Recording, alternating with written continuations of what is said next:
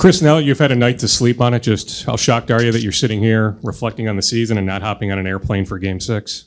Well, I mean, I don't think shocked is the word. It's always it ends abruptly. It's a kind of a bit of a numbing feeling more than anything else. But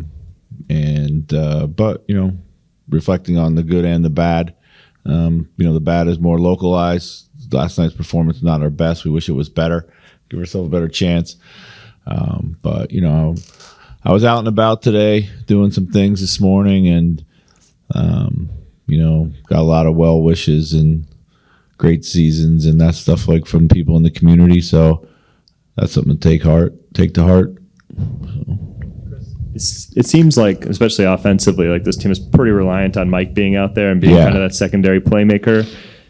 I'm guessing like throughout the course of a season, you like to have to rely on him a little less. Yeah. What's the key to that? Is it internal growth? Is it adding another guy who can maybe create on the perimeter? How do you see the path of that being maybe taking a little off his shoulders? Yeah, I think there's a couple different routes to do that. One is certainly, I think, you can start with Anthony. I think when the ball's going to be in his hands more, I think a little bit more shot creation.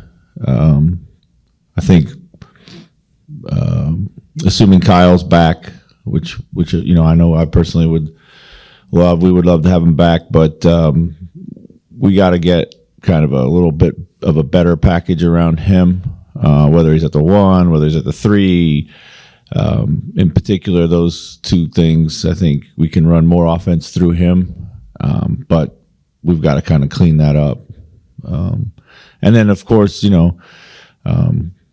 look to have another ball handler that can play out there alongside of anybody. So, Chris, 2 questions. First of all, now that it's over, how much pain were you in, and how much do you have to deal with here the last week or 2?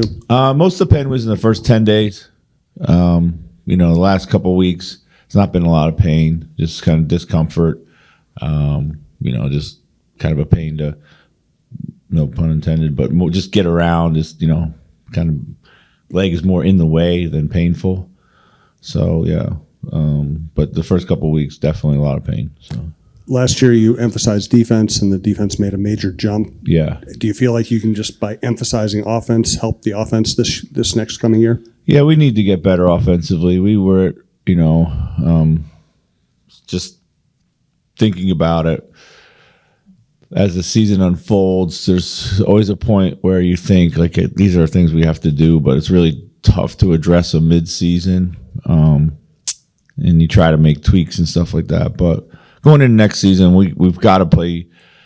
We got to play faster. We don't have the physically fastest guys, but we have to make an effort and a commitment to getting easier stuff in transition, running, stretching the floor. And then when we do, and when we did, we weren't very effective. We were not a very good finishing team. Some of our transition plays this year, it was incredible that we weren't able to score. And the league plays so fast now. So when you aren't fast and you're struggling to get easy looks, like that's a good place to start and try and find them.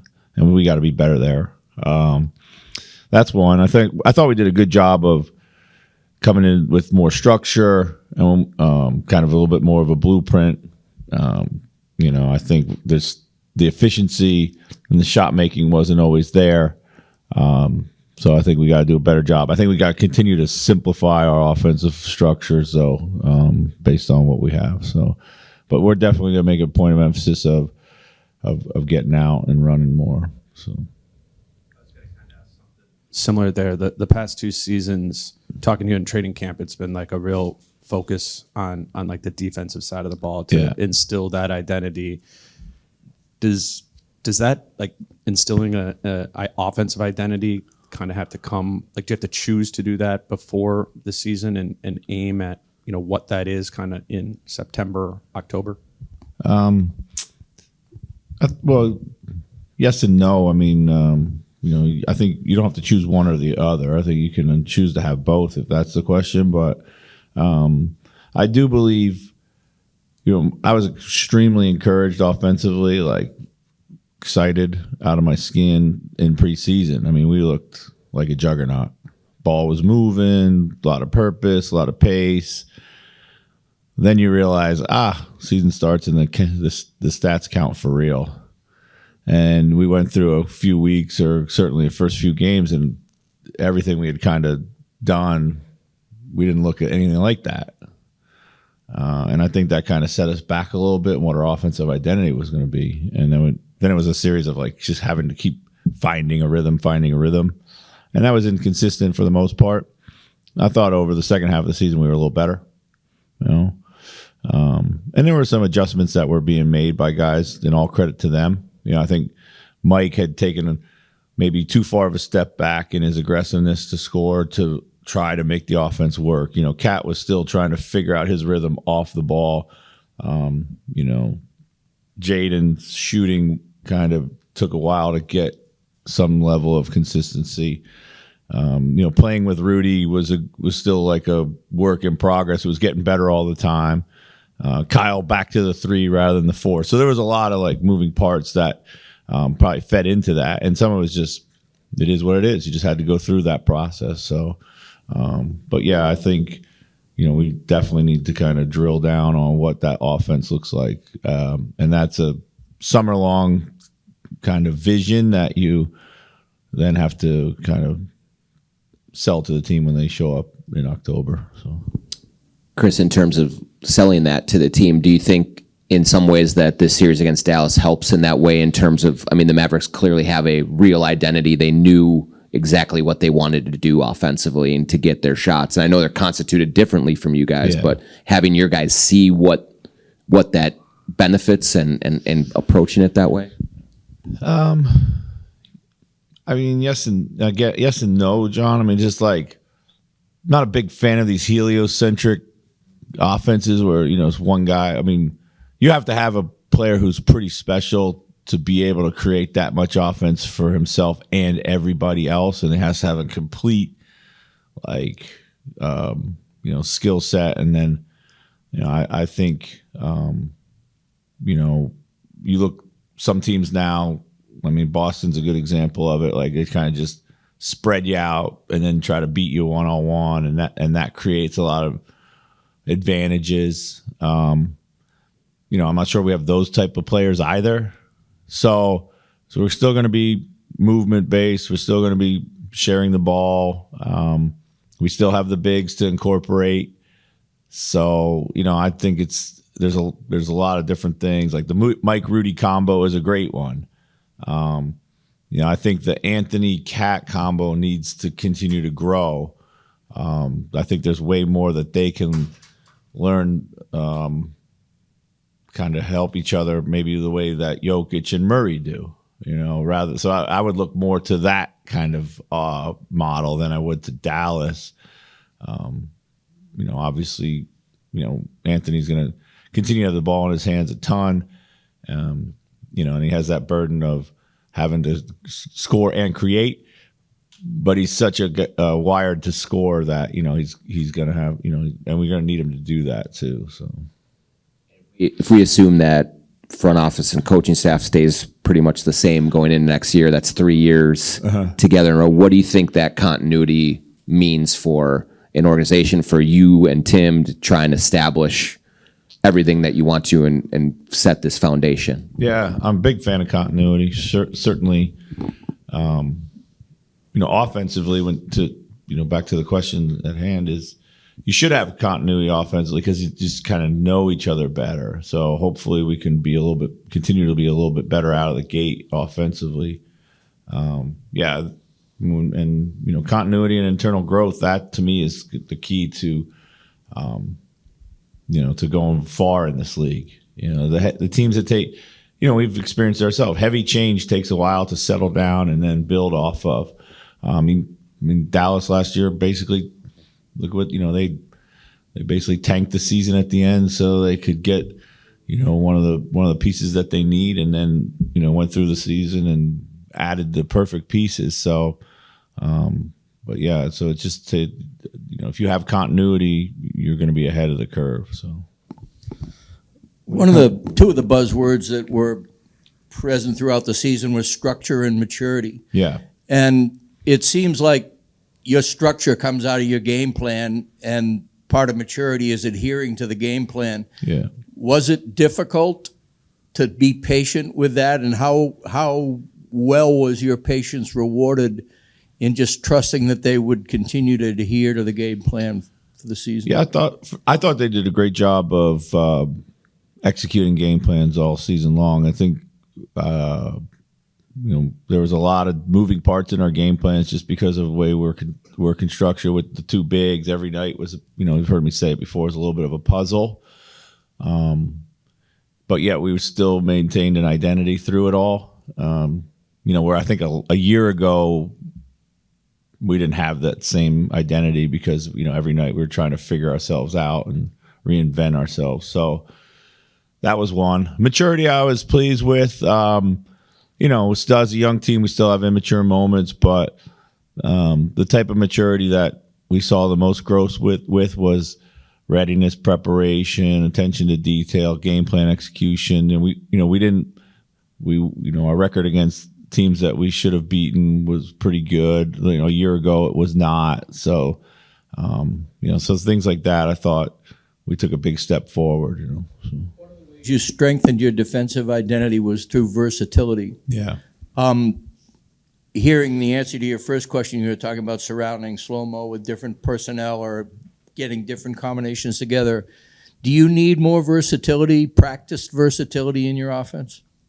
Yeah, absolutely. Yeah. I think, we need to have kind of different faces based on different lineup combinations that are out there. So. Carl had some really nice moments this postseason. He struggled at the beginning of this series, obviously. As you move forward and kind of evaluating where you want to go with this team, did Carl show you enough that he could be a contender on a potential championship winning team this season for you? Yeah, absolutely. Yeah, I mean, listen, when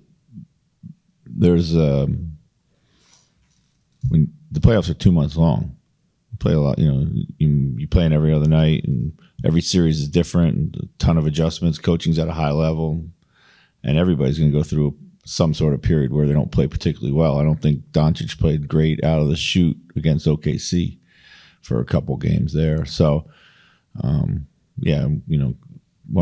believe that Cat can help take us to where we're really ultimately trying to go.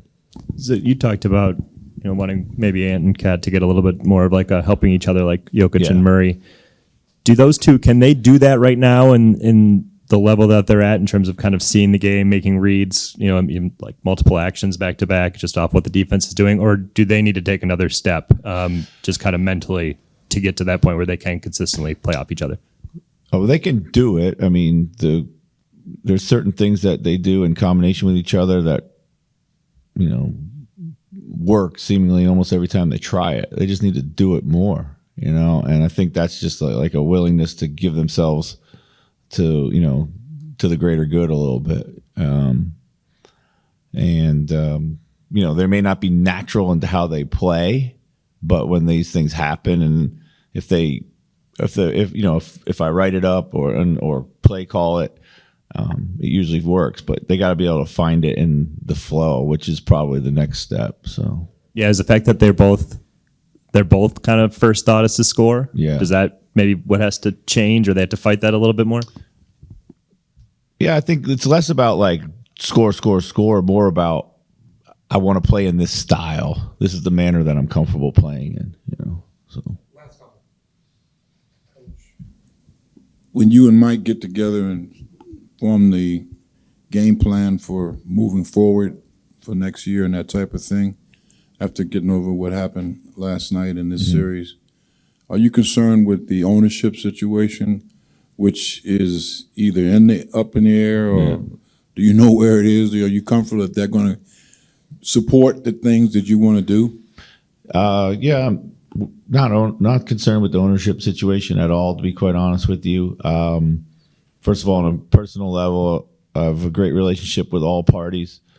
They've been nothing but supportive of us. In many ways, this run that we've been on has pushed all that to the background, and they've been 100% committed to the team and the team's efforts and enjoying the success. That stuff will be what it'll be. They've all pledged that no matter how it shakes out, that they're going to be able to give us every opportunity to be, successful and continue to build a winner and a champion and all the things that we're all trying to do together. So, and if anything happens outside of that, it's outside of my control anyway. And that's, my basketball life has been that, and just keep adjusting and figuring out and keep trying to, figure out a new way to win. So it's pretty rare for teams to skip steps kind of on their progress toward a title. Are there any particular experiences or struggles of this postseason run you think that benefit you guys next year? Yeah, I think, I do think like fitness, like mental, physical fatigue becomes a real thing the deeper you go. The number of minutes you're playing, the load, the intensity, everything goes up. And I think over time that probably took its toll on us a little bit more. Shifting mindsets between series. I think the emotion of Game 7 definitely took its toll on Game 1 of this series. But I think that, probably I've seen a stat that said not many people that win a seventh game, win a first game when the other team's been rested. So, but doesn't mean that you can't be in a better shape, frame of mind for it. Just every step you go, it gets harder and harder. That's what makes it so special. And your level of detail, execution, all that stuff has to continue to go up. For me, the biggest concern and learning lesson is that the skipping steps isn't whether you have to learn these lessons to win a championship. The skipping steps goes back to day one. Like when we come back to work in October, we're not going to fast forward to the Western Conference Finals. So, as a young team who's experienced, what they've just experienced, young players rather, we have to make sure that the lessons that we learn, in the Dallas series and before in the playoffs are applied day one in training camp and every day up until that point in time, because, there's a lot of teams that have reached this point and gone backwards. You've been in the league for a long time, and go back maybe 10 years, a team that's at this stage, conference finals, there was a structure in place to kind of keep your teams back together. You could re-sign your own players, go over the salary cap to do that. We're now at a stage where it's more punitive in restrictions of keeping a team together. I know that's mostly Tim in the front office's job to handle, but just kind of curious how you think about that, knowing that whether it's this year or going forward, there's just, even though you're at this level, there will be things to navigate to keep, a group together. Yeah. Well, every year it's different. Every team, even if you don't make any changes, the team personality seemingly changes. So yeah, my job is to coach the team that's there. I have utmost confidence in all the ownership parties, Tim and his group, to make all the right decisions, whether it be basketball or long-term strategic. It's not just about what happens on the floor. I think we got a great partnership here. So I don't overly concern myself with it. I think, we are in a moment where, we want to keep pushing forward, and we're going to do that. What that looks like, I'm not 100% sure. I know that they're going to be open-minded and aggressive whenever something happens, and they can do something that feel that better their team. Awesome. Thanks, guys.